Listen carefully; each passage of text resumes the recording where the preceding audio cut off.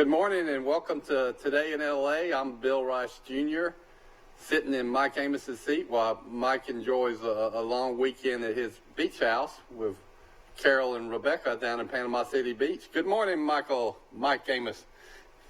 Good morning to you and good morning to all Trojans and friends of ours across the state, across the country, and across the world on Facebook. And hope everybody had a wonderful Thanksgiving. I know they did, and you and I were talking before we came on the air how good the dressing is at Sisters.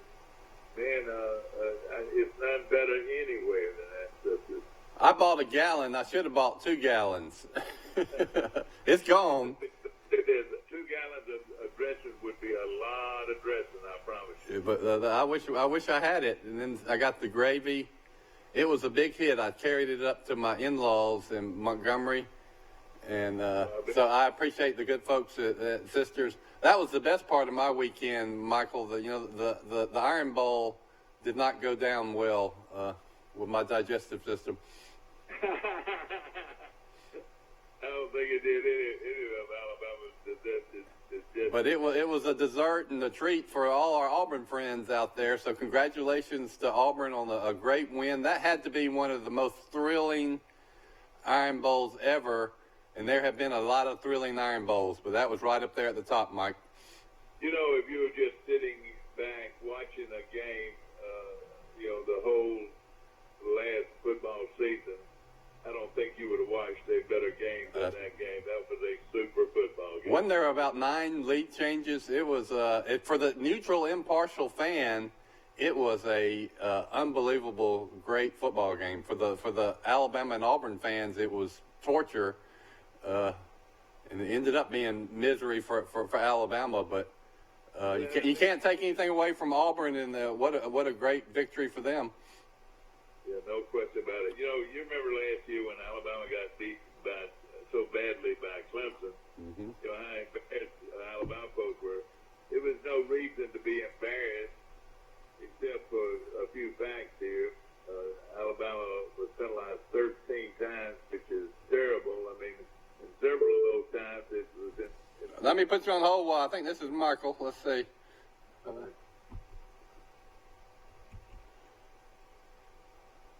Let's see, and then we'll go to conference. Is Michael and Mike Amos there with us on Today in LA? Yeah, I'm on good. All right. Well, guess what we're recapping, Michael? We're recapping the Troy's amazing performance against Appalachian State on Friday night. Well, let's don't talk about that.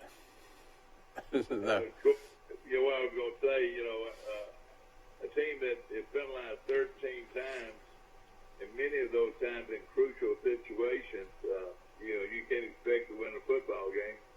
But I'm saying Alabama just self-destructed so many times it was pitiful. But at the same time, Auburn did what I said they would. Said they needed to do was be balanced, and that means they were able to run the ball and throw the football. And by doing that, they're a great defense. Well, I say they're great. We gave up 45 points. How many total offensive yards? Mike, over 500? Yeah, Alabama had 515. I think Auburn had 365. So I think Nick's threw for 178, and Whitlow had a great game for Auburn, ran for 114, and I mean he was the toughest guy on the field. He hit 2 guys in the head and somehow stayed in the game with personal fouls. But I guess the referees just allowed it. But kudos to Auburn. I mean, Auburn comes up with these amazing miracle plays that just teams don't usually, get. I mean, who's going to get up 100-yard interception for a touchdown like that? I mean, Alabama, all they got to do is basically run the ball 1 yard or 2 yards in with Najee Harris on first down, I think. Yeah. That happened. It was second down. That was the second down. But, I mean, anyway, you would expect Alabama to run the ball there. I mean, of course, Mac Jones got pressure and threw it behind Harris's back, and Harris tried to make some, ridiculous catch and gets deflected, and the guy goes 100 yards for a touchdown. So, I mean, that's a 14-point swing right there. All right, let's put this down. 13 penalties, 2 defensive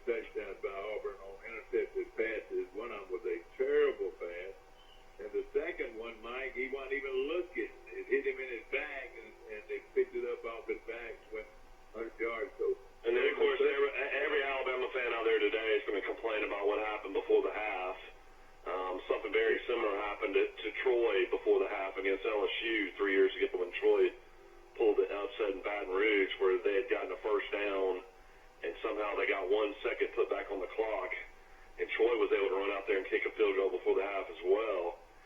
Sure did. Best thing in the world that happened for Auburn on that play is that it was reviewed, and it was basically like a glorified timeout where they had their kicking team on the field.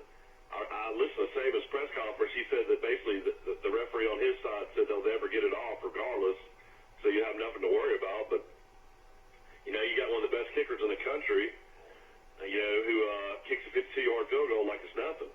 So, all right, let me just quickly. All right, 13 penalties, 2 defensive touchdowns by Auburn. And how about this? A field goal kicker that had a chip shot field goal from 30 yards out, a chip shot field goal. This is like an extra point, pretty much. And he misses it, but it turns around that statistically, since Nick Saban has been coaching at Alabama, he's had 101 field goal misses. 101. And the closest team to him was something like 104. Alabama leads the nation in missed field goals. You know, another play that Alabama fans will look at was there was a touchdown to Ruggs that was called back by a holding penalty. Or did Alabama go on and score then that same drive? No, that's when they kicked the field goal. That was on the open series. Yeah, so that was, and then you know, they called holding on that, and that was one of those. It could go either way. Yeah, I mean, Alabama getting a 43-yard field goal, I thought was a miracle. So I mean, him actually making that, I mean, was impressive to say the least. I never thought you'd get a field goal that far out of him. Huge question mark. Why can't Alabama find a field goal kicker that they can count on? Well, they had the kicker they wanted, the Riker kid out of Hoover. You know, started the season, missed 2 kicks against Duke, but then he made a 49-yarder and a 48-yarder, I think, the next game, and the guy was going to be the kicker and beat out Joseph Vallejos, and you know, had this crazy foot injury and was out for the rest of the season. So I mean, they thought they had this problem taken care of. Yeah, that, and you look at all the injuries Alabama's had, that might be the most important one, losing that kicker, because I think he is going to be good. Well, it's just that Auburn, I mean, you got to give Gus Malzahn credit. I don't care what Auburn fans say. I mean, Gus Malzahn has now beaten Nick Saban 3 times, and I don't know any other coach in the country that has ever beaten Nick Saban 3 times. And if Auburn, you know, wants to get rid of him, you know, and doesn't think that if they end up finishing 10-3, I think it's going to be one of the best coaching jobs I've ever seen. Yeah, I said it last week that Auburn will end up 10-3, Alabama will end up 10-3, and Auburn will end up ranked higher than Alabama. So what do you want? They would never do it. They would never do it. But wouldn't it be unbelievable if Alabama and Auburn played the Sugar Bowl game? Oh, they can't do that. You reckon they'd fill it up? I'm wondering how many Alabama players even play in the bowl game. My over-under on the Alabama NFL prospects sitting out is about 7 players. So, you know what happened with Jerry? Jerry Jeudy kind of disappeared in that game. He had a few catches early, but you know, I don't know if Auburn was double teaming Jeudy, and that's why Ruggs and DeMonte Smith and of course Waddle was phenomenal. Had such big games, but Jeudy kind of disappeared. Jeudy caught 4 passes and for 27 yards. And he is considered Alabama's best player, an All-American, and you're right, Auburn shut him down. you know, Alabama really, except for the interceptions, Mac Jones threw the ball well. Najee Harris continues to run like a beast. He's really putting a lot of effort into it. The defense is same old defense Alabama's had. I figured it'd come down to something like that. I think I picked Auburn to win by a field goal, and the field goal kickers ended up being the difference. That field goal kicker for about 3 points, but I thought it would be a defensive struggle, not a shootout. Yeah, I think they went over the over in the first half. The over-under was 50 points. It was unreal. It was the second highest scoring Iron Bowl game in history, and it would have. And again, I was at the game in Tuscaloosa. What was it, about 4 years ago? Maybe no longer than that. Kirby Smart was still defense coordinator, but there was a shootout when Blake Sims was the quarterback, and Alabama got down by think, 2 touchdowns in that game, and Alabama ended up coming back and winning like 52-40. 55-4. That's the one where Auburn lost and had 600 yards in offense. Yeah, I was at that game in Tuscaloosa, and that was one of the craziest games ever. Alabama had Amari Cooper, and Blake Sims pretty much just, destroyed Auburn with the deep ball, but he also threw 3 interceptions. And everybody kept on thinking they were going to bring Jay Coker in, but they never did. So that was a crazy Iron Bowl as well. Well, again, it was a great game for Auburn folks everywhere as far as their program goes. Man, one of your high school kids sitting back and you see this unbelievable rampage to the field after Auburn. They stormed the field. I turned the TV off. They really did storm the field. I didn't know that. Mike, they stormed the field and they tore up the hedges. They just tore the hedges to. You're going to see a lot of people with hedges giving off the hedge away for Christmas. I can't believe that Tua made the trip to Auburn. After surgery, hip surgery, was at the game, and when I knew exactly what was going on with Alabama having too many guys on the field, and the 5-yard penalty was going to give Auburn a first down. So I went ahead and turned it off with a minute left. So that's the first I've heard that they actually stormed the field. I didn't think that was going to happen. I'm like you, Michael. I turned it off as fast. I couldn't believe that Alabama. But let me tell you this. That was the shrewdest call by Auburn yeah. in history. And the only way compared to the kick, the kick. 6. Kick 6. Yeah, and as far as game management and little tricks, Malzahn is beating Saban. Somebody had to know about this. I'd like to know if Malzahn called this or one of his coaches, but it cost Alabama the game because, let me tell you, they were moving the football, and it would not have surprised me that they would have gotten back at least in field goal range again. Well, then the guy would have missed another field goal, so that's the way I kind of solved my wounds on that one. Said, yeah, Alabama probably would have got in field goal position, but would the guy made it? I was the same way, actually, Bill. I said, even if we make the field goal to Auburn, the way Auburn's defense is playing, Auburn will probably run down the field, and the guy will probably kick a 50-yarder and beat us. So. I would love to see one of these Iron Bowls. There's been 2 of them that should have gone into overtime. Neither one of them made it. But funny. But let me tell you a sad thing. And I sit here and I played here at the beach and looked over the people that were watching the game with me and said, he won't make this kick. I mean, that was the problem. Most everybody in that stadium knew he was going to miss that kick. Because that's the history of Alabama kickers. Mm-hmm. They cannot kick clutch field goals. Andy Papanostas had one about the same length to win a national championship against Georgia, and he shanked that one. Yeah, that's what I'm thinking about. Papanostas could have been the hero forever, the rest of his life, and then of course missed that field goal. Then Tua pretty much saved his life. A lot of high school teams kicking. I mean, he was not a great kicker. And I will say this. What were you going to say? Go ahead. Go ahead, Michael. I was just saying, if Tua would have played in that game, I can't imagine how many yards he would have thrown for. He would have thrown for 500 yards. Yeah, if he stayed healthy. And then Alabama gave the quarterback a decent amount of time to pass. So, the decisions running football, I don't know if you remember late when Alabama quarterback ran out of the pocket, and instead of running to the sideline where there was just unbelievable room to run, he turned it upfield. I know that's a choice you got to make, but that was a very poor choice. That with a seasoned runner, he would have seen that and maybe even scored on it.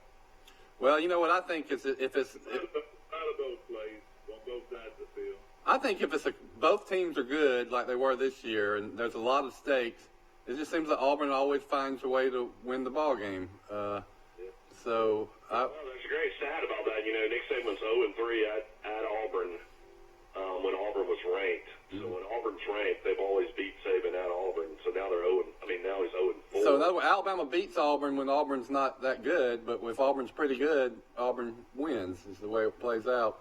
Alabama doesn't just beat Auburn; they blow Auburn out. Yeah. I mean, that's what's hard to look at. You look at it, if you're an Alabama fan, you're like, man, we beat them 52-21 last year, wasn't even close. And then we turn around was hurt.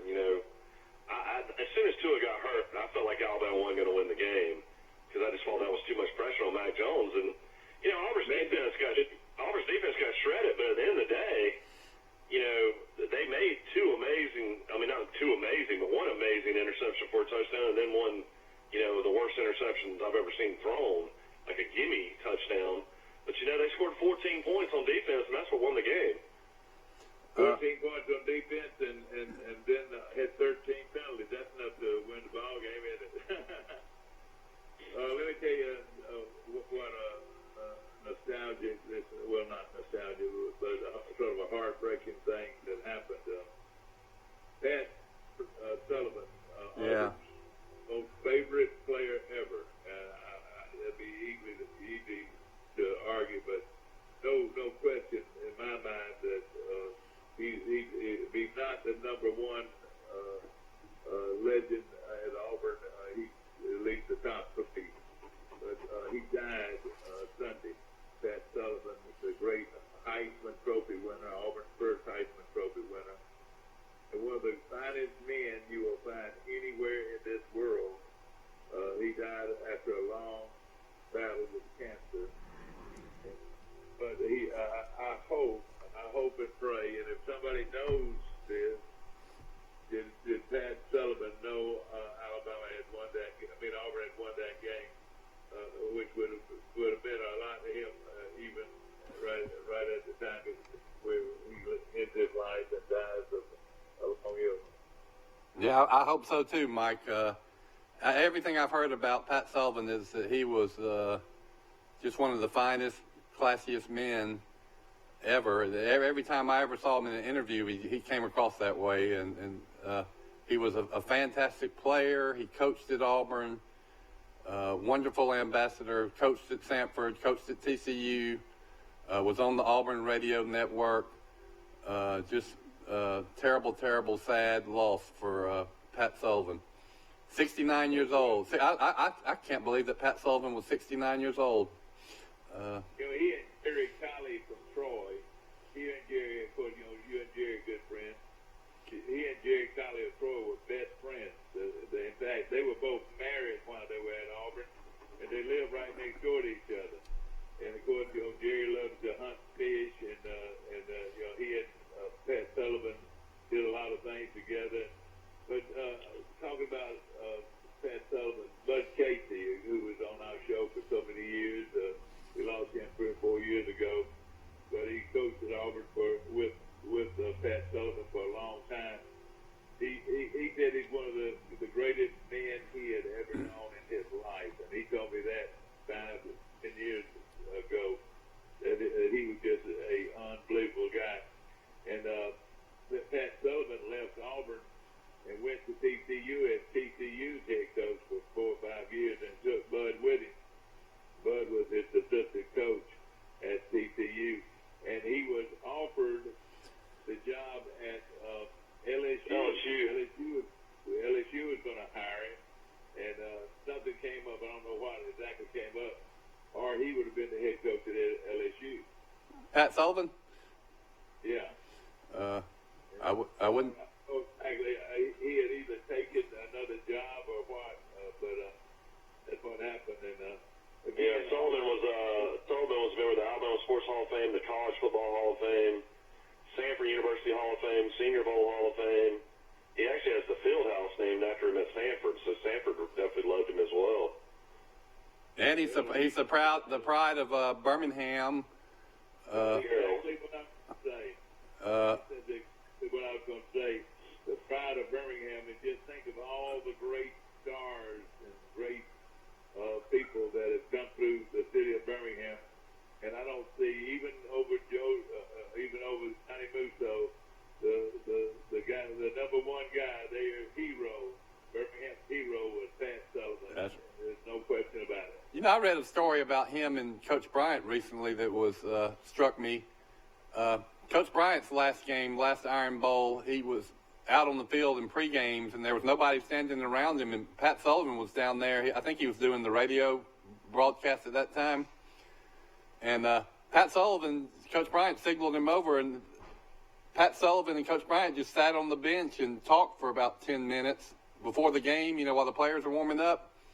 And Pat Sullivan later said that Coach Bryant told him that this was probably his last game, that, he just couldn't do it, was getting too old. And he said he was struck by the fact that Coach Bryant would confide that into him, and they were talking like old friends, and he really respected Coach Bryant, and Coach Bryant really respected Pat Sullivan, obviously. The battle for Pat Sullivan was historic.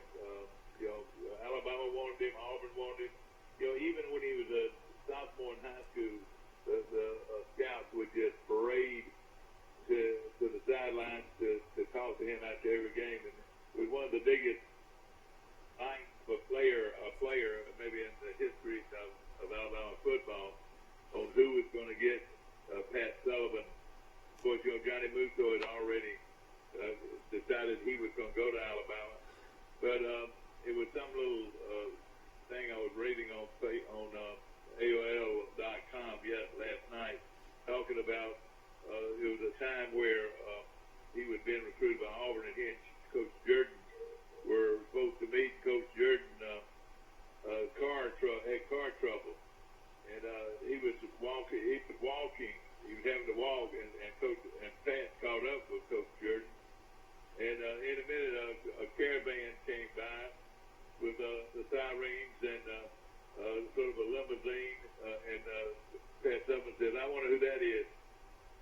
He said, Coach Jordan said, "Oh, that's Coach Bryant, being led off with a limousine, and here you are, you're having to walk with me. So you can either walk with me or ride with him. Which way you want to go?" He stayed with Coach Jordan, who was a great man in his own right. But you can't say enough about the great Pat Sullivan. You talk about another one that died recently with Mark Starr. Very similar to the same kind of people that football has built. And, if there was a Mount, what is it? Mount Rushmore. If there was a Mount Rushmore in the state of Alabama, yeah, those two, Musso and Coach Bryant and Pat Sullivan and Coach Jordan would be four good ones to have up there. I agree, Mike. Yeah, maybe we can get back today, call Coach Bladney. We can get Coach Bladney on and talk about Pat Sullivan one day this week. Oh, I will. And they were very good friends, no question. And there are a lot of tears out there for a great man. And of course, when I say it's a football game, and it is a football game. I don't care what anybody says. It's a hell of a football game, but it's a football game. What's more important is Auburn lost a legend, a true legend, and not only as a coach, but as a man. And Mike always said UAB should have given Pat Sullivan the job at UAB before these other guys. He would have built that program a lot quicker, don't you think? Yeah, he would have been a good replacement after Watson Brown, but they hired Neil Callaway instead. Huh. I mean, it's kind of shocking. He never. Can you believe that? It's shocking also he never became the head coach at Auburn. I know you're right. A lot of people always wondered why he was never the head coach at Auburn, but he was Auburn. I think of Bo when I think. Who do you think about when you think of Auburn? You think of Bo Jackson. You think about Bo Jackson and Charles Barkley, really? And Charles Barkley in basketball, and then Pat Sullivan. It'd be hard to see anybody beat Pat Sullivan out as Auburn's hero of all heroes. But both teams have had heroes, and something also that a lot of people didn't realize that Johnny Musso, the great number 22. What was Pat Sullivan's number, Mike? 7. You're right. You know what? Your mama was quicker than any of us. She said number 7. And yeah, that's an iconic number for Auburn. I wore number 7 in junior high. Well, that's Dad's favorite number because Mickey Mantle wore it. Oh. Yeah, right. Only Mickey Mantle could wear number 77 the way it's supposed to be. Big old number 7. Look at his big old strong back. Of course, Jay Barker at Alabama wore 7. That was a pretty big number there. Think about life and above football. Pat Sullivan battled cancer for what, 20 years? It says he battled it for 16 years. He was diagnosed in 2003. And then his good friend and just as famous teammate, Terry Beasley, has had just awful head injuries still that have created terrible life conditions for him. So all the struggles that they went through later in life. But they handled them with class and courage, though. That shows your real character. Yeah, I tell you something about Sullivan, though. He coached at Stanford until 2014, so he coached, with cancer for several years. Sure did. He sure did, and boy, he was.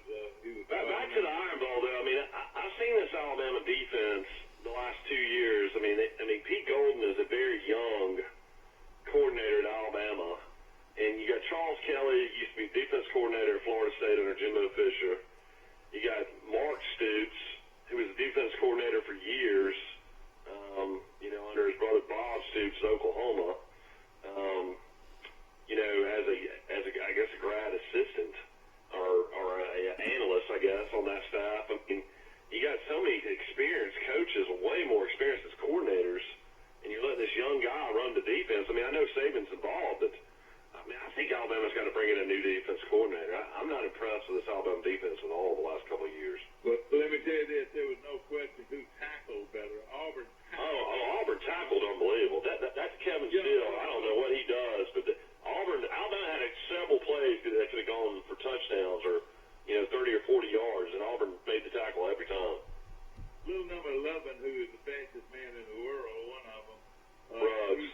He scored that touchdown. Nobody hit him with the shoulder. I mean, they just put the arms out and tried to pull him down. Heck, he ran through those arms, no, you're talking about the guy. You talking about the guy that scored a touchdown for Auburn later, or Ruggs? Yeah, who's that that scored a touchdown? The guy that scored a touchdown late for Auburn was Sean Shavers, and McKinney is supposed to be Alabama's best tackler, one of the strongest guys at safety, and he went through McKinney, knocked his helmet off, and went into the end zone. I mean, that was one of the more powerful runs you'll ever see. He was determined. Yeah. He was going to get to the end zone.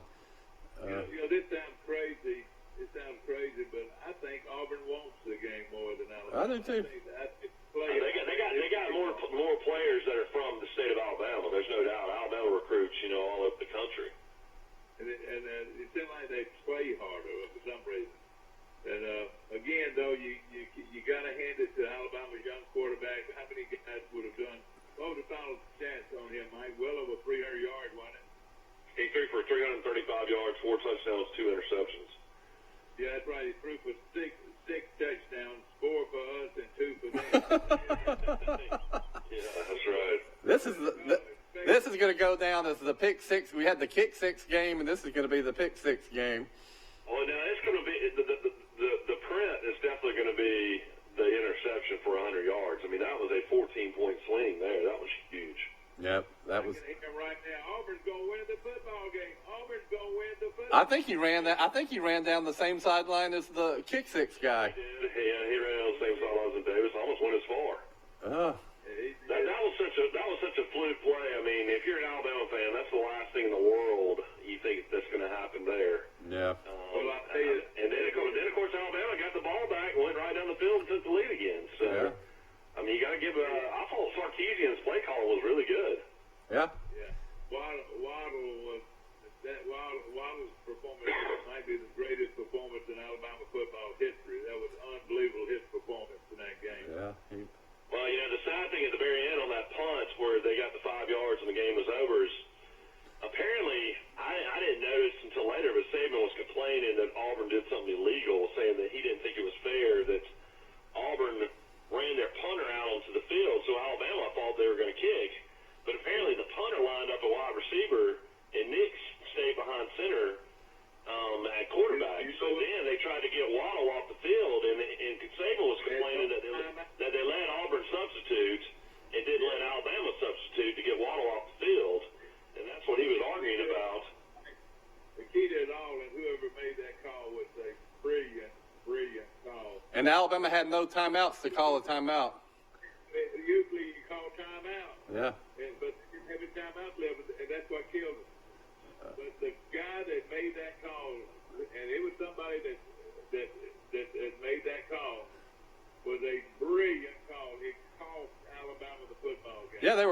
from the 20 or the 19, so you figure Waddle would have caught it at about the 40. So Alabama would have only had to get 25 yards to get in field goal position. And, heck, I would say there's a 1 in 7 chance that Waddle takes it to the house as good as he was playing. So I mean, there's a good chance Alabama was going to get a guy open to win the game at wide receiver. You know, Yeah. those kind of receivers, you never know. They might have scored a touchdown. But I'll say this, on that play before, Malzahn's play calling was absolutely horrible. I mean, you don't have Whitlow in running the Wildcat on third down. I mean, Alabama knew that they weren't going to throw the ball. So, I mean, basically that saved Alabama the game. If you have Nixon there who could run, who ran for 50 yards, I mean, that's the problem, Alabama. I mean, with that play call before the game. But you know what? But no, that actually that they got it to within 4 yards of the first down, so that 5-yard penalty was then a first down. If Alabama could have held them to 3rd and 6, that they would still have to punt after that penalty. So it was. Yeah, I know, but I'm just saying. I mean, Malzahn's imagination on that play call. I mean, that basically let Alabama know that he was going to run it. I mean, you have Nixon there. At least you got to worry about the pass. Mm-hmm. Yeah, that's right. And you know what? They said that the announcers thought that the guy that he was going to throw it. Can you believe that? I mean, Gary Danielson is just a train wreck. Why in the world do we have to listen to a guy from up north be the color analyst for SEC games? I'll never know. We can't get a guy that played in the SEC and was a legendary player to be a color guy. I'd mute it. I mute all the announcers. You know, you've got the down and distance and all the information you need. You don't even need the sound. But definitely with Danielson's crew, I don't listen to it. But most of the games, I mute it. I mean, I had Auburn going. I have to give Auburn a tremendous amount of respect. I mean, I had Auburn going 6-6 to start the season. You know, they beat Oregon, they beat Texas A&M, they lose on the road to Florida, lose on the road to LSU, both close games. Then they, fight back against Georgia, had a chance to tie that game up late. And, they've just been in tougher games. And Alabama, unfortunately, has not been in any tough games except LSU, and they got way behind in that game. I just felt like Auburn, that's why I felt like they were going to win the game. They just played a tougher schedule and been in tougher games. And that defense, I thought, was one of the best defenses I'd seen in a long time. But, of course, Alabama shredded the defense, but they still found a way to win the game. Well, I'll tell you another thing, too. Boy, he got hit a bunch right after he threw the ball. It was unreal how many times the Alabama quarterback got hit. Yeah. But Mike, the key to everything was that didn't even resemble the defenses I've seen Alabama have over the last 5 years. Well, that's what I said. You got to get a new coordinator. I think this young guy, they think he's the second coming to Kirby Smart, but I haven't been very impressed at all. Coach Saban coaches the secondary, and buddy, they were terrible. I thought. Surtain had some of the worst, luck I've ever seen trying to defend guys. Guys are catching the ball with one hand. Nix is scrambling, throws the ball up. Will Hastings catches it somehow going out of bounds, and then he throws the most perfect pass I've ever seen to that Sal Cannella in the end zone, where literally he's just like falling out of the end zone, and he just throws the most perfect pass right in his hands for a touchdown. Numbers 7 for Alabama. I don't know how many times. Yeah, Diggs has lost a lot of money. He's lost a lot of money in the LSU game and the Auburn game. That's what I kept saying. I said, keep getting number 7 out of the game, because everywhere Auburn was making a big play, he was right over there. The Knicks winning as a freshman is unheard of. He's only the third quarterback ever to beat a Nick Saban team as a freshman starting quarterback. Wesley Carroll, who played at Mississippi State under Sylvester Croom, beat Saban in his first year, in Starkville. And then, of course, one of the greatest quarterbacks I think we'll ever see, Trevor Lawrence, beat Saban in the national championship game. But now Nix wins as a freshman quarterback against Alabama. He's got 3 more years left to play. Alabama's going to be extremely down next year. Nix could go down as one of the greatest quarterbacks in Auburn history. The way it's looking now. And he's a fine young man. He is a classy fine young man that is going to make Auburn a great quarterback. You know, you don't see your sophomores just do that. I mean, he was. No, he was a freshman. He was a pure freshman. Hey, did you ever see him show any fright whatsoever? He was not afraid. He was a seasoned freshman. He expected to win the game and played like it. You know, I will say this in Alabama's defense. When Alabama loses, it takes a great effort on the other team. Michael, you referenced some of those receptions. I mean, there were 3 or 4 that I don't know how the Auburn guys caught them and then kept their feet in bounds, but they did. Just amazing plays. You're talking about a horrible recruiting nightmare. Seth Williams, number 18 for Auburn, is the best receiver on their team, one of the best receivers in the conference. The guy played at Paul Bryant High School. He's from Cottondale, Alabama, 10 miles from Alabama Stadium, and Alabama didn't even offer him. You're right about that. I mean, how does that happen? A kid get out of Tuscaloosa and go to Auburn and be a star? Yeah. And tell these Auburn guys that if they haven't found out yet, why do you slug somebody in the face, in the helmet with a bare hand? You want a broken hand or what? Auburn folks did that 2 or 3 times. You know what, though? It doesn't even matter, though, when you got a kicker that good. See, I mean, that put him out of field goal range for most teams, but, you know, Auburn ran a play, I think, the next play and got 10 yards, and the guy just came in and drilled the field goal. And the crazy thing about the field goal kicker is the Carlson brothers, both of them played at Auburn. One's kicking in the pros now. And their parents were both athletes at the University of Alabama, and their granddad's this huge, booster to Alabama's program as well. And both of these kids went to Auburn. It's the craziest thing ever. Yeah, you talk about a recruiting miss. It might be the 2 best field goal kickers in Auburn history. I mean, these 2 guys can't miss. You know, I mean, going forward, Bill, I mean, seriously, you're a huge Alabama fan. I mean, you know, your dad played there. I mean, you know it better than most. I mean, don't you think next year with Georgia coming to Tuscaloosa, I think Fromm will probably be back. I mean, Alabama's schedule is going to be tough. You open up with USC in Dallas. I mean, I think Alabama's going to take a big step backwards now. I think it's going to be the first real rebuilding year. All the key players for Alabama are gone, starting with Tua. You know, maybe Dylan Moses might even go pro. If Alabama can win 8 games next year, that will be an accomplishment. So I think the tide has turned. I think the dynasty has come to an end. It's a function of a lot of these players going pro a year early, losing them. Some big defections of top recruits that didn't pan out and quit and transferred. And some injuries, just a wave of injuries the last couple of years, including to your kicker. Some of it's coaching mistakes and judgment on recruits, but then some of it's just pure bad luck. I mean, if you told an Alabama fan at the start of the season you lose Dylan Moses and then you'd lose Tua for the rest of the season against Mississippi State, you wouldn't expect to win a national championship. Nobody would. No, and Alabama actually had a good. I think if Alabama would have won that game by 1 point, they would have probably ended up in the playoffs. So it's just. I think you got to look at Oklahoma. I think you got to look at Oklahoma and Jalen Hurts now. You boys must not be. You boys must not be. Listen to me. I've been hurt. Yes, I've been hurt now. Well, that's what I'm saying. If Jalen Hurts, if Jalen Hurts leads Oklahoma to a 12-1 finish, which looks like it's probably going to happen, I think they'll beat Baylor again. And the fact now that Kansas State is finished 8-4. You know, that's not the bad loss they made it out to be anymore. They finished 8-4. They got beat 48-41 at Kansas State. I think that's enough to get Oklahoma in.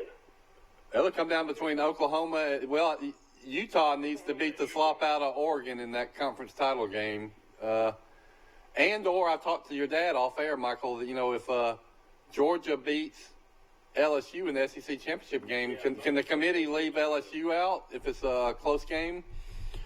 They got to take Georgia. I think LSU's in.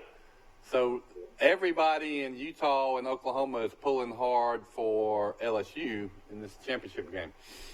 How would you like to be Texas A&M and you pay Jimbo Fisher $75 million guaranteed?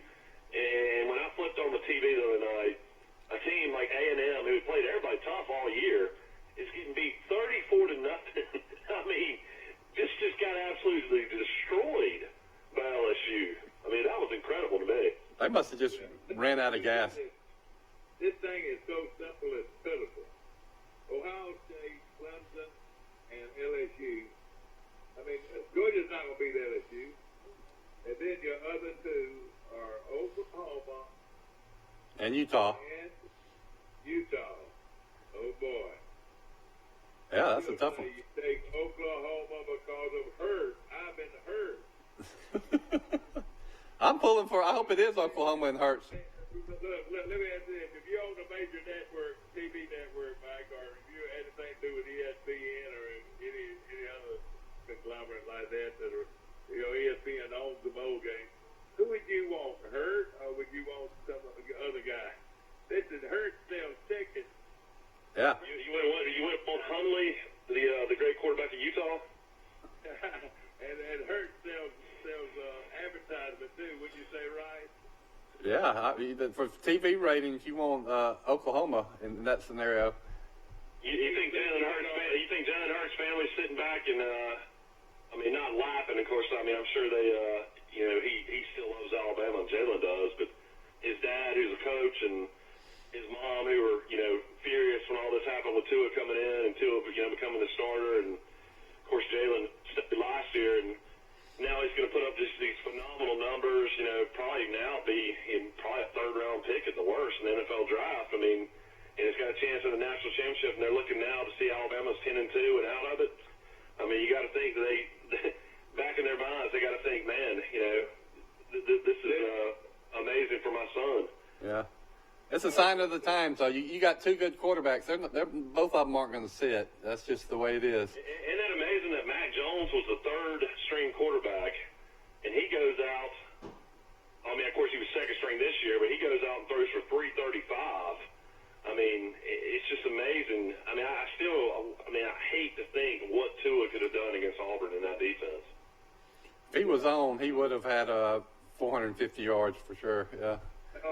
Y'all, back to this Hurt. You know the big news out of Georgia, though, Dad. Swift got hurt. The great running back got hurt against Georgia Tech, so he was out of the game.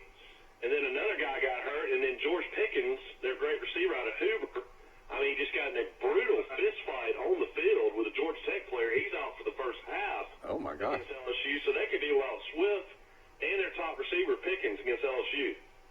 Did Pickens go to Phoenix City? Did he play? No, Pickens went to Hoover. Hoover. George Pickens came out of Alabama, didn't he? Well, I was prepared to pick Georgia in an upset, but after hearing this, I said, no. Burroughs, LSU. Clemson, great young quarterback. What's his name? Trevor Lawrence. Trevor Lawrence did it, all right. And Ohio State got a great defensive tackle and a great quarterback. Justin Fields, man, I was real impressed with him throwing the ball against Michigan. I didn't know he could throw like that. And they got a great running back, too. Ohio State. They're complete. Dobbins is the real deal. Yeah, he's a great running back. Let me tell you this. I don't see anybody beating Ohio State. They've got one of the great running backs, like you said, in the country. The defensive lineman, nobody can block him. He reminds me of Michigan a little bit. And, all right, so those are three. Now you look at LSU. You look at Oklahoma and Hurt. You've got four movie stars playing for LSU, Clemson, Ohio State, and Oklahoma. It comes down to who do you think had the worst loss? If Utah wins the championship, their worst loss is at USC, 8-4. USC's ranked, and then Oklahoma's loss will come down to Kansas State, 8-4. They're about the same. Yeah, but isn't it amazing how you could sell these four teams? And there's no question, LSU, Clemson, Ohio State, and Oklahoma, four great teams with four great players. You can. It's going to be one of the top playoffs ever. I think this playoff with these four teams would be better than the best that we've ever seen. I'll tell you, Mike. You don't think Virginia's going to beat Clemson in the ACC championship game? I don't know. Clemson and Virginia's pretty good. All they have to do is stop that quarterback. I watched that Virginia Virginia Tech game, and man, I didn't know Virginia Tech had beat Virginia 15 straight years. Yeah, that's right. big deal for Virginia. But now somebody needs to. Hey, Dad, huge news last night on Oxford. Your favorite coach finally got fired. Matt Luke got fired. I know I saw that, and I sort of felt sorry for him. And they said that half the team might not play next year. They're all upset, or half of them are anyway. Well, I mean, if you got a player that makes that kind of stupid personal foul by, impersonating a dog taking a leak on the field, that's twice that's happened in that game under Matt Luke in 2 years. I mean, that's undisciplined program. And you got Rich Rodriguez and Mike McIntyre, two proven head coaches that are your assistants. I mean, they'll just promote Rich Rodriguez is what I think. Well, let me tell you this. Ole Miss is a class program. I mean, it's a classy program. It's a yuppie program, and then why somebody would want to do what that boy did, I would kick him off and say, son, you'll never play here again. I would have told him not even to go back to the locker room. Nope. You don't want to play like that on you.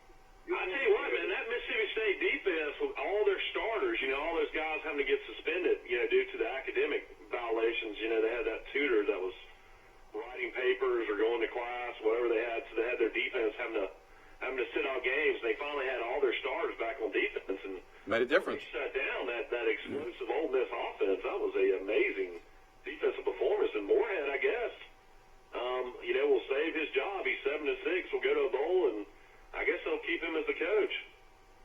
That Ole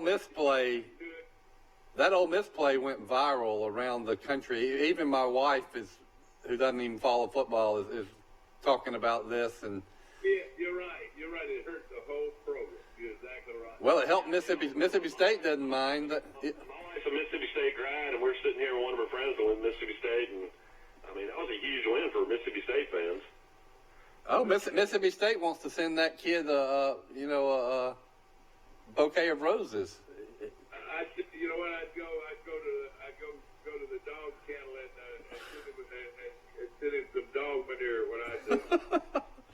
I don't. You got to. If they don't go with Rodriguez, who's already there, you got to make a call to Bill Clark. I mean, that was the most quiet, non-exciting 9-3 I've ever seen at UAB. I had no clue they were 9-3.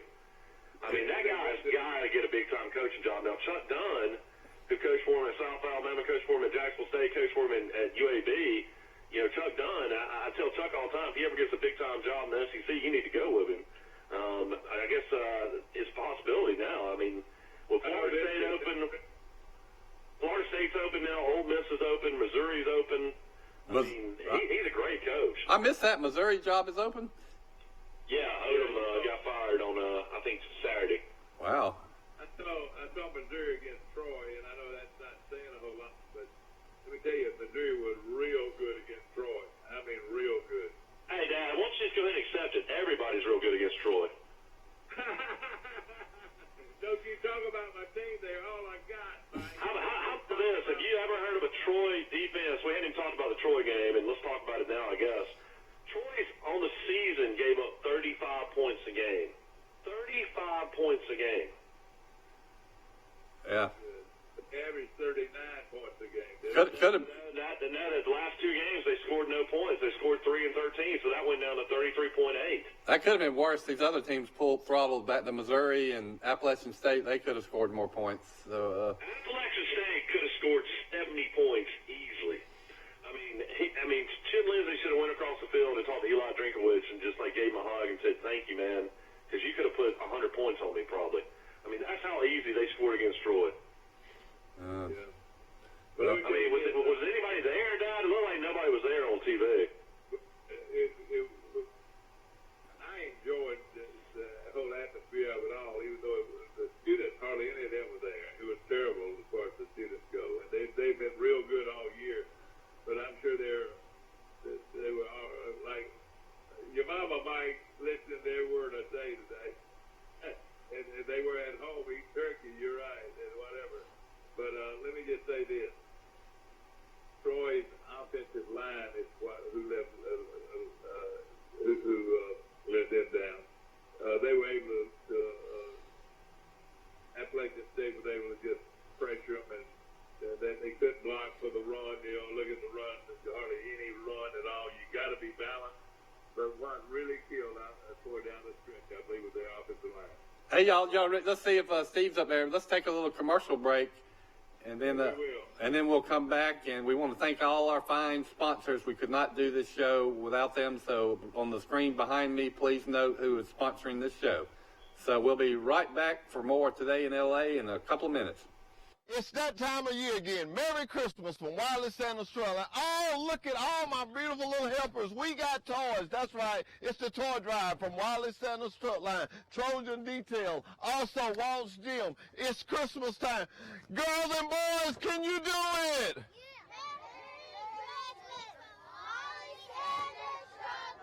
I don't hear y'all.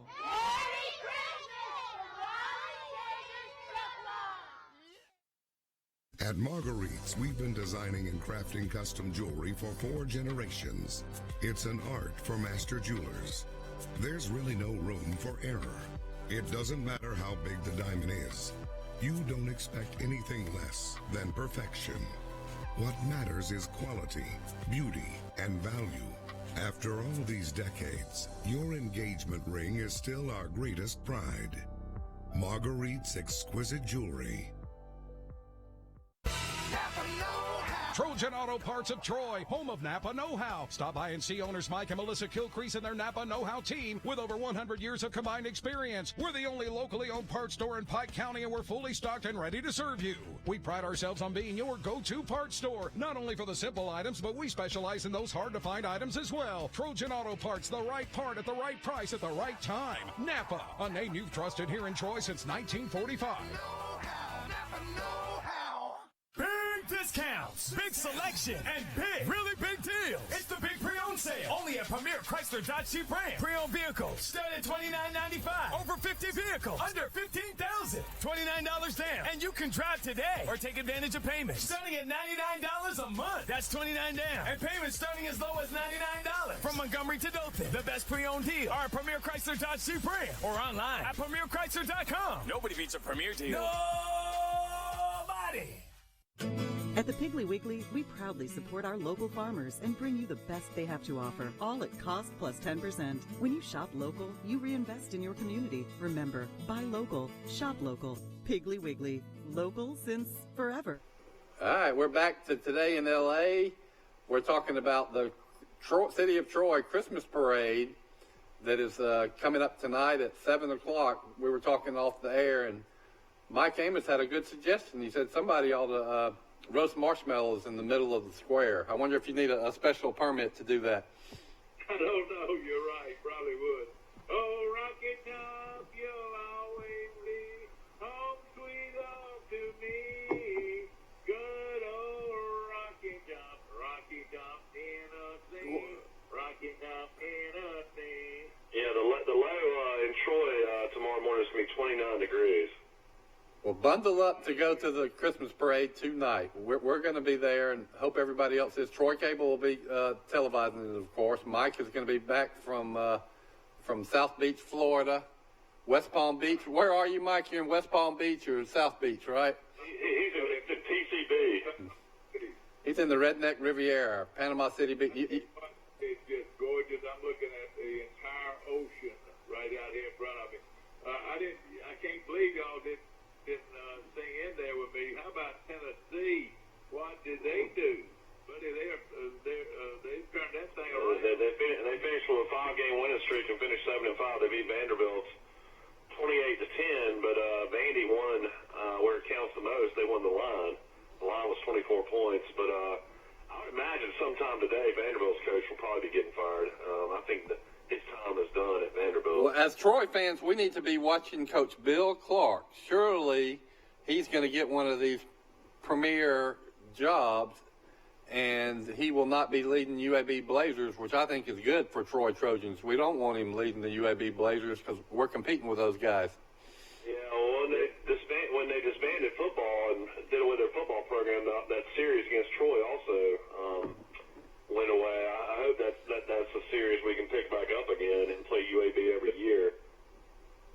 me too. I think what they ought to be dancing the streets of your favorite place, Mike. I mean, what would you do if you're Neil Brown? I mean, you were 5-7, had a huge win against TCU on the road. You're 5-7, you're at West Virginia. I guess you're building a program there or trying to build a program there, but that's not a place that's, I mean, it's got a pretty good winning tradition, but that's not a place that you're a dominant program in the Big 12. I mean, if Neil Brown got a call from Florida State, I mean, wouldn't you have to take that job? Oh, yeah, you would have to take that job. Yeah. I mean, I don't know. I mean, what's the better job, Ole Miss or West Virginia? I mean, say Ole Miss came in. I would think Ole Miss is a better job. I think you could win more games at West Virginia. Yeah, because Ole Miss is like the 5th best team in the West. Yeah, you don't want to play all those teams in the West every year. They say Norval's the Locke's coach to be the Arkansas coach. The Memphis coach is going to Arkansas because he's from Arkansas. You know what? You know, South Florida job's now open now. They fired Charlie Strong yesterday. Steve Adagio got fired at Boston College. Several other jobs are coming open. I mean, Neil Brown, if he just would have held off and stayed at Troy one more year, he could have had any job he wanted. Golly, it's adding up. South Florida, Mississippi, Boston College, Missouri. Who else did y'all say? Arkansas, you got Ole Miss open. Arkansas, Florida State. I mean, there's going to be several more probably today, I would think. Vanderbilt job's got to come open. I'll tell you what, we ought to have a party in Banks, Alabama, to celebrate Tennessee's great comeback. I tell you, that was a great bit of coaching right there, buddy. I'll tell you what, Alabama's beaten Tennessee 12 in a row. I wouldn't make number 13 a lock next year. That's how things have flipped. Mike, like we were talking about earlier, I think this thing's turning around a little bit. I see Alabama on a downward slide a little bit. What do you think?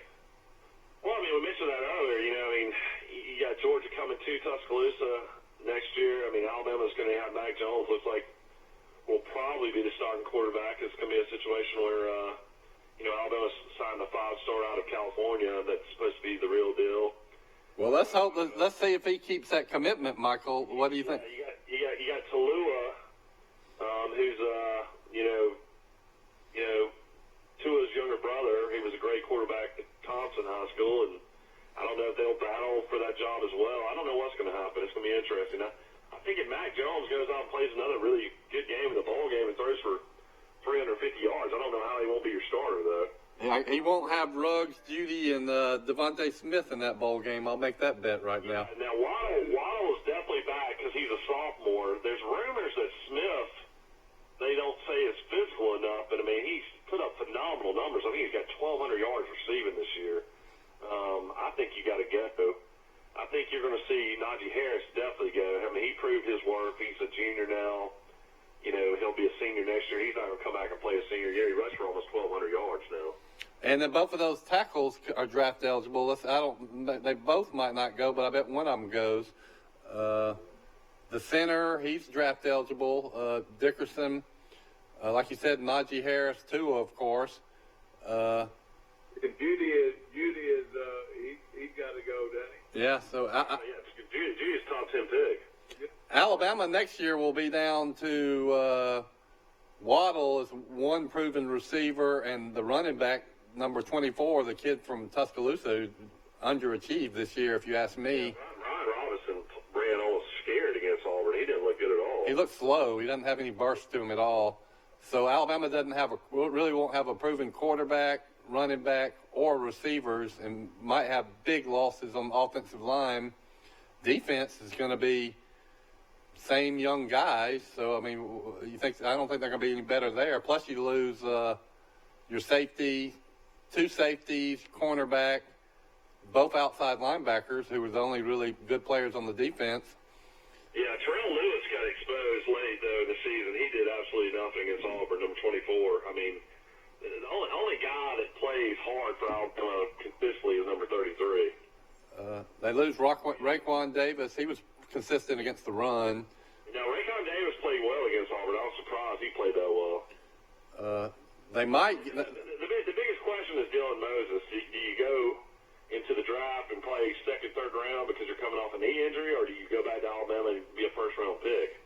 Yeah, that'll be a big one. If they could get him back, that would help staunch the bleeding. Here's your coaching firing so far. Arkansas's coach is gone. Chad Morris, Boston College coach has been fired. Florida State's coach has been fired. Missouri's coach has been fired. Bob Davie in New Mexico. Nobody cares about that. Ole Miss coach has been fired. Rutgers coach has been fired, but then they've gone back and hired the only guy that was ever successful there is now their new head coach, Greg Schiano, is back at Rutgers. Schiano, of course, was at Ohio State when they won the national championship against Alabama as their defense coordinator. Can't say he's going home again. What did they say? You can't go home again? Well, I guess you can. Charlie Strong was fired at South Florida. UNLV's coach, Tony Sanchez, is fired. And then Frank Wilson, who was a name for the Troy job when Neil Brown got it several years ago, got fired at UT San Antonio.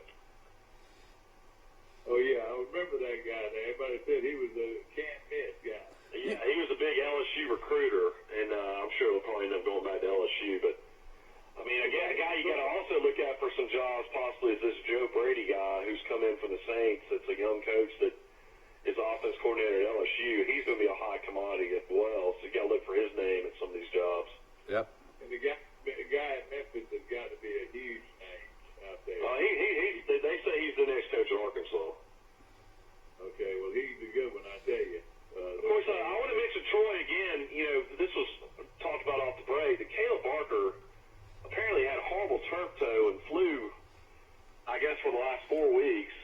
And, still played. I mean, Chip Lindsey said this in the press conference. So, as a Troy fan, I think it's one of those type things that, they don't release any information on players. And it's kind of hard to believe that, you wouldn't play your backup quarterback if you got your starter with horrible injuries and the flu and stuff like that. I mean, Barker put up incredible numbers, almost threw for 3,700 yards, 30 touchdowns, 10 interceptions. But, I mean, Coach Lindsey showed no confidence in these backup quarterbacks. You got to think that somebody's going to be brought in at quarterback next year. Now, Troy, let me tell you this, Troy does have a commitment, and hopefully this is one we'll be able to hold on to, is the young man who's the quarterback at Lee County, Georgia, in Leesburg, Georgia, supposed to be one of the best quarterbacks in the South, and he is committed to Troy. And hopefully they hold on to that commitment because he is I don't know if his team's still playing for a championship, but on down the stretch here, I think he will be playing for a state championship in Georgia. I hope Alabama can hold on to that commitment of that California quarterback. I'm skeptical now. The narrative's going to become that Coach Saban is old, he's lost it, program's on a downward path, don't have the skilled players around him. Yeah, Dad, you're talking about Kyle Toole. That's the kid that's the quarterback that Troy has coming in. Right. Are they still in the playoffs? They playing for a state championship? I'm not sure. He's a 3-star prospect, 6'2", 201 pounds. I know that he played on his team beat Valdosta the other day, which is about as good as you can get, But, Mike, what these opposing teams going to do, Auburn's going, and people all over, they're going to catch that picture of Saban when he got so upset. It's going to be on every billboard in the country. Did you see the expression on his face? Looked like a little boy who lost his candy. It was unbelievable, the impression that he had. Well, I mean, anybody in their right mind would have been upset about them getting 1 second left to be able to kick that field goal before the half. How in the world the clock operator on a play like that, a screen pass, 9 seconds, if you watch that play, you got to wonder when he started that clock, because that had to be over 10 to 11 seconds. I mean, once they initially stood him up, then he falls to the ground, and there's still 1 second left on the clock. It's just absolutely incredible to me. On a play like that, you would think 9 seconds would run off the clock. And Malzahn had that number 1 up the whole time. We got 1 second left. We got 1 left. So they stopped the clock, and then when they review it, then that's when you get the free timing. Auburn, it looked like they had worked on that play all their lives because they snapped it at a perfect time. they had to snap the ball at the same time that the official, blows it in, and it was just perfect timing. And that guy kicked it through like he was taking candy from a baby. That was the difference in the game. Yep, there's about 10 plays that were the difference in the game, but that was one of them. Those two plays there, that 1 point, that field goal there, cut it to 1, and then that big play at the very end of the game. I'm not saying Alabama would have, definitely gone down the score, but I think they would have had another field goal attempt to tie the game. But hey, somebody's smart, and I'm talking about smart. It almost reminds me like the people out of the Sanders that says, "What should we do all these plastic casings?" And this little guy in the back said, "Let's recycle them." You know what I mean? Let's recycle them. Yep, that was smart. So some smart guy for Auburn came up with this deal. Nobody, who would have thought? Be honest with you, they made it. That was one of the worst ways in the world to get beat. When somebody comes up with a smart play like that. But the key was he couldn't call timeout. The only way he could have done anything about that whole situation was to be able to call timeout, and they were out of timeout. Is that right? Yeah. Couldn't do anything. Just completely hapless. Nothing to do. Let's go. What are your bright spots on the year, Dad? I'm interested for Troy. What do you think Troy fans can be excited about after this first year under Chip Lindsey? Well, hopefully we keep our great linebacker, Marshall. He finished the year with 126 tackles and 17 tackles for loss. He should be Conference Player of the Year on defense, probably. Be an All-American. Hopefully we keep him. And, going into the year, I had Troy going 10-2, I believe. 10-2 or 11-1. It was that good. We had a lot. How in the world did I know, or did anybody else know, that from spring practice, once they hear this now, Troy fans all over the country, from the end of spring practice up until the first week of August, Troy had 10, now not ordinary players, we had 10 all-star type players to leave our defensive football team. Between the spring of early May or late early May, from early May to early August, 10 players left Troy's defensive side of the ball, and they were all all-star type players. I ain't name them and tell us where they went. Well, the names we know is, Marcus Jones, who was a freshman All-American, went to Houston. He was from Enterprise, a kick returner. And then Terrence Dunlap's still on the team. He'll be back next year. He did make his grades. Antonio Barker was a starting defensive end, defensive tackle who, was phenomenal against Nebraska and several other big teams last year. Georgia Southern didn't make his grades, and then Murray transferred out. Tyler Murray, who was starting safety, had a lot of interceptions. Then Kyler Knutson was your starting safety for Rucker. He had head injuries. He left.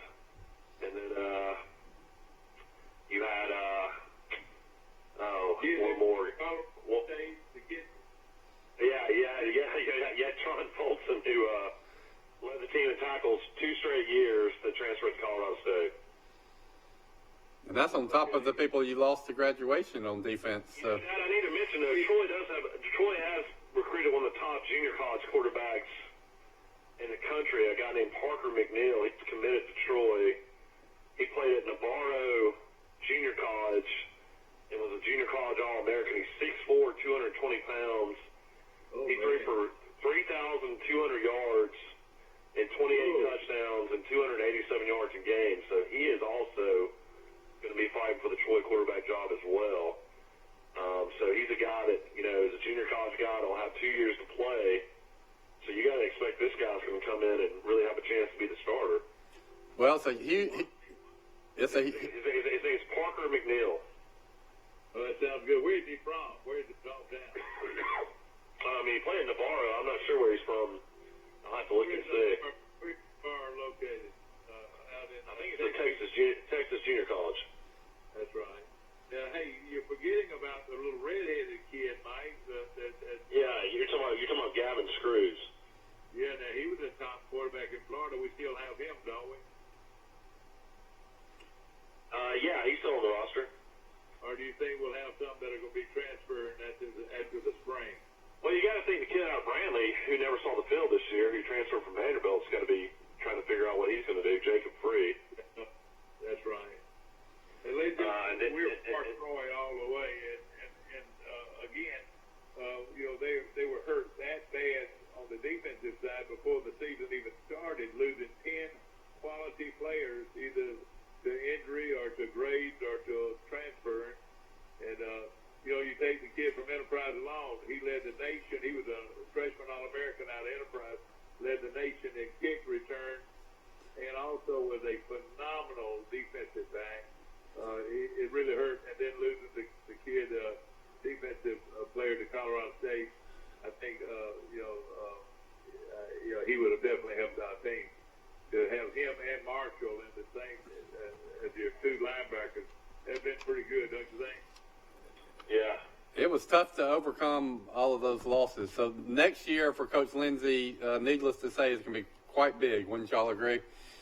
Yeah, I mean, you got a lot of fans that are really upset. You got fans all over social media saying that, Lindsey should be one and done. I mean, I don't think that's ever going to happen. I think you're going to definitely have to see some kind of change on defense in your coaching staff.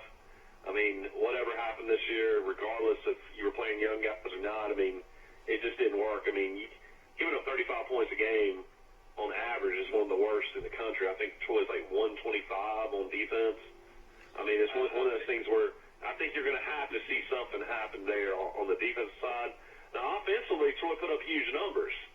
I mean, Lindsey as a play caller, I thought was a pretty good play caller. Against the two toughest teams in the conference, though, he got exposed. You're right. Against two real good teams got exposed.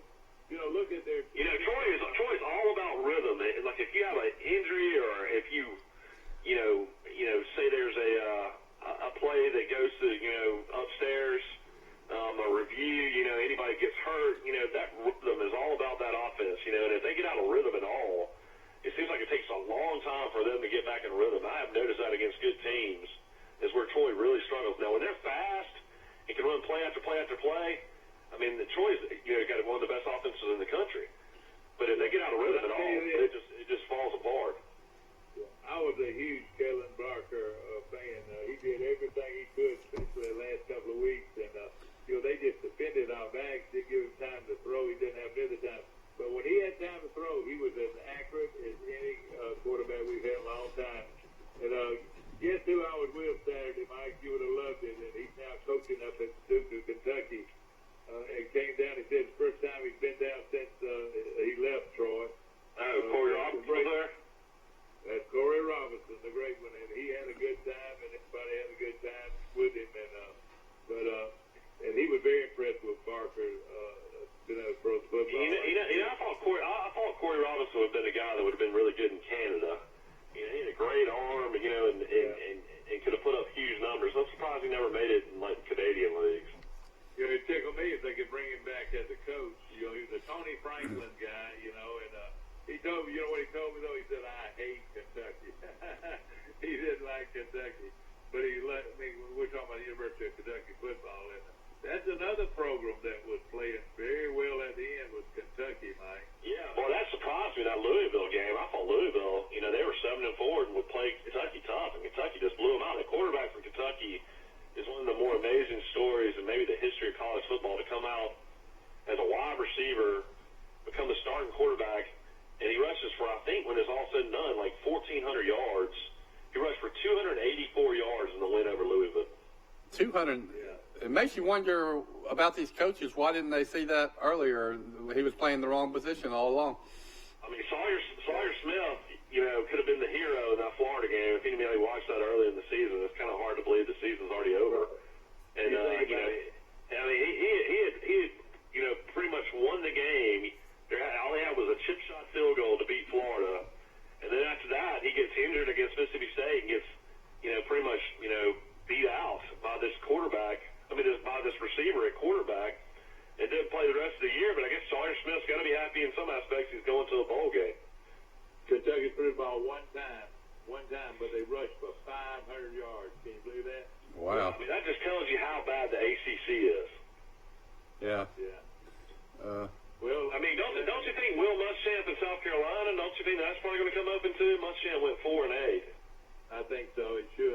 And he got blown out by his biggest rival. Yeah. You know who's gonna get some? He got beat by Appalachian State at home. Yeah. He beat Georgia somehow. Go figure that one. Yeah, the Georgia loss there is still one of the more hard to believe. You know, that happened this season. I mean, just a team that Alabama absolutely destroyed in South Carolina. Make you think anybody can win, won't it? It'll make you think anybody can win. No question. I mean, other games during the weekend. I mean, there really weren't too many surprises. Other than Minnesota got blown out by Wisconsin. I was kind of surprised by that. Well, I wasn't. And now Wisconsin will get blown out again by Ohio State. Good. All right. Out of all the playoff games, who do you think got a chance to lose? I mean, I think Georgia LSU. I mean, I think if Swift doesn't play, I think LSU is a huge favorite. But I mean, I could see Georgia beating LSU. I think Georgia's defense is good. It's a 7-point line, Michael. I checked it this morning. I wouldn't be shocked. I wouldn't be shocked if Baylor gave Oklahoma a good game. That's 9.5. Yes, you're right. They might, and they led that ball game for a long time, didn't they? Yeah. Oh, they're up 28-3, weren't they? Yep. Where will they play that game, Mike? Where will they play that game? It should be a neutral site game. I'm not sure. I'll have to look and see. That's right. It'll be a neutral site game. Another thing Oregon, Utah ought to be a great game. I mean, all these games ought to be a game. I mean, I'll tell you what, out of the Sun Belt, Appalachian State and Louisiana Lafayette will be a great game. That's going to be a great game. That's going to be a great game between two good teams. Even though Lafayette almost got beat by La Monroe, which was shocking. Don't y'all think that where they place the number 1 seed is huge, whether it's LSU or Ohio State or even Clemson, because that seed will have to face the number 4 seed, which is going to be Oklahoma or Utah, it looks like. And I don't think any of these number 1 seeds have much to worry about playing Utah or Oklahoma with their defense. But if you've got that number 2 and 3 game, which would be, maybe LSU versus Clemson, God, how would you like to play Clemson in the first round of the playoffs? No, thank you. Yeah, that would be awful. What I told you. I mean, if Dabo Swinney wins another national championship, I mean, he's going to go down as one of the greatest coaches of all time. Let's get him to Tuscaloosa. What do you think right now? I don't know what's going to happen with that. I just don't think he would leave. He's just got such a great situation there. I don't know how he would ever leave Clemson. Well, Ohio State has a great team. You don't want to put Clemson against Ohio State. You want to have Clemson to play Oklahoma and Ohio State to play LSU. Let me throw this out there. Michael, you think there's any chance in the world that Coach Saban says it's time to hang it up, especially if he loses this bowl game? He's got to look at this and say, I won the national championship when Tua was a freshman. He came in and saved the day against Georgia. And he had 2 years of, I'd say, the greatest quarterback I'd ever seen in college, probably. I mean, Tua's ranked up there, for me personally, as one of the greatest I've ever seen. Plus all those receivers and Najee Harris. And he wins no national championships. Mm-hmm. Well, Tua as a starter, which is shocking. Of course, he got blown out by Clemson in the national championship game last year, but I don't know. Maybe Saban does decide to shut it down. Who knows?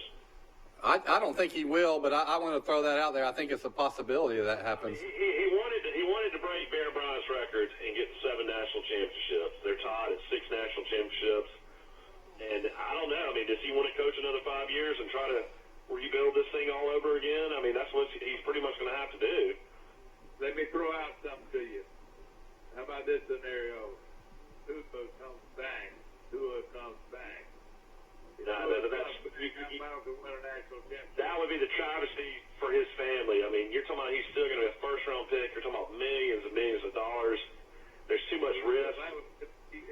There's too much risk with all the injuries he's had in college. If these pro guys are willing to still, which everybody says, he's going to be a first-round pick, you've got to take that money. I would be personally upset if he came back. I want him to go pro. So what if he's not ready yet? You think these guys are going to still give him the big money? That's what they say. They're still going to give him the big money, Dad. He's just too once in a lifetime kind of quarterback. They say he might. What I've read, Mike, is he might fall down to 12 or 13, but that's still good money. I mean, it's not going to be the money he would if he was number 1 or 2, but. Y'all, they buy insurance. He would be insured next year if he played college football and if he got hurt. How about this name? You don't think about this name, but UAB is playing Florida Atlantic for the Conference USA Championship. So Clark's going against the great Lane Kiffin. Both teams are 9-3. I mean, I think Lane Kiffin deserves a shot at another big time job. Yeah, I do too. Well, if all right, here's your lines for next week or this week. I'm sorry, I forgot it's already Monday. You got Miami, Ohio against Central Michigan. Nobody cares. 6.5. One thing I will say, Central Michigan's Jim McElwain's first year at Central Michigan, the former Alabama offense coordinator, Florida coach, went 8-4, so the guy can coach. Appalachian State, Louisiana Lafayette. This game's going to be in Boone, North Carolina. Appalachian State's a 7-point favorite. Baylor against Oklahoma. Oklahoma's a 9-point favorite. Florida Atlantic against UAB. UAB, it's going to be the underdog. Florida Atlantic's a 7.5-point favorite. Memphis against Cincinnati play again. They played last week. Will play this week. Very strange situation there. Memphis is a 10-point favorite. And this is shocking to me. I had no clue that Hawaii was going to play in the Mountain West Championship game. They beat Army the other night, blew them out. Hawaii 9-4 will play Boise State 11-1. Boise is a 14.5-point favorite, and then LSU Georgia in Atlanta LSU will be a 7-point favorite. And then Ohio State against Wisconsin, unbelievable line here. Ohio State 17-point favorite. And then Clemson against Virginia. What would you think this line's going to be? 13. 22. 28.5. Clemson against Virginia. Oh gosh. All right, that ought to tell you something right there. Oh. I'll tell you how bad the ACC is. You know, talking wagering, I think the best bet I've seen on the board is you can get odds to win the national championship, or you could last week. And Georgia was $950. That means if you bet $100 on Georgia, you would win $950. If you bet $10, you'd win $95. I think Georgia, with those odds, is worth putting $10 on. I wouldn't be stunned if they beat LSU in Atlanta. And then if they can beat LSU, and with their defense, I'd give them they're not going to be a big underdog to any team in the country. So don't write off Georgia, although Michael tells me that they've now lost one of their receivers for a half, and somebody else, I think, Swift. Swift's one of the best running backs in the country. How long is he out? Do we know? Well, I mean, they got injured against Georgia Tech, so they took him out. I mean, I guess it'll be a game-time decision. Mm-hmm. Well, coaches you got to be looking at right now to get big-time jobs. Luke Fickell out of Cincinnati is a name to be looking out for some of these jobs. Memphis coach Norval's going to be looking out. Florida Atlantic, Kiffin, UAB, Bill Clark, Louisiana Lafayette, Billy Napier's done a great job, the former Alabama assistant. Eli Drinkowicz, first year head coach at Appalachian State. So those are the names you need to look at the programs with all these jobs coming open, that these guys are going to step in and take some of these spots. And I think the LSU assistant coach, I think y'all pegged him earlier too. Joe Brady's a real high commodity. There's no doubt about that. And then you're going to see some of these, these smaller schools, pull, in some assistant coaches for some of these bigger programs. So that's kind of the way it works. You know what? Real quick.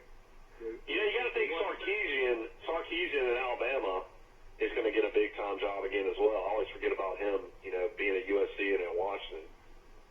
Yep, possible. He's had a lot of off-the-field issues, unfortunately, as far as alcoholism, and, hopefully he's, I think being back at Alabama and has turned his life around. So I think you'll see a program pick him up again as well. 2-minute warning here today in L.A. 2-minute warning. There was nothing to talk about today. 2 minutes.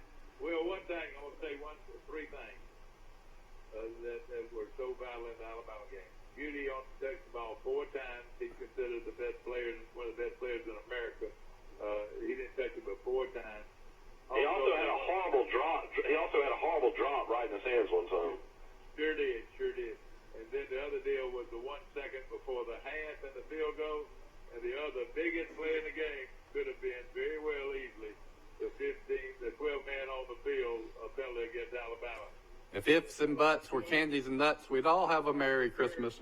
Alabama deserved to lose the football game. Auburn outplayed them in almost every aspect of the game. How about the last series where Mac Jones, the last two throws he made, one he had to scramble to get to the 10-yard line, and then on the last throw he got batted back to him. Derek Brown batted it back to him. Jones caught it and then ran it back to the middle of the field. So Alabama couldn't even get the ball past the line of scrimmage the last two plays of the game. You got to think Auburn might have been holding it a little bit for Alabama not to be able to even throw the ball to try to score a touchdown there on 3rd and 10 from. Hey y'all, we've got Scott tells me we've got 1 minute. One quick second before you go. If Alabama's got to win with Mac Jones next year, you're in terrible shape. Mac Jones will never lead Alabama to a national championship. See you tomorrow. All right, everybody, go to the parade. Is tonight on the square. Should be a lot of fun. See Santa Claus. I'm looking forward to it. Congratulations to the Auburn Tigers. 9-3 with a chance to go 10-3. Great Iron Bowl victory. 363 days to brag against your Alabama friends. So, maybe. I'll say this about Auburn fans. They wear their gear more than any people I've ever seen in my life. I went to church down here at Grayton yesterday, and 3 people in the church had Auburn stuff on. Yeah, well, it's a good time to be an Auburn fan. How quickly things change. That old saying, they'll never keep them off the field tonight. Do you think Alabama would ever do that in a situation? There's going to be some broken property tonight. That's right. All right, y'all.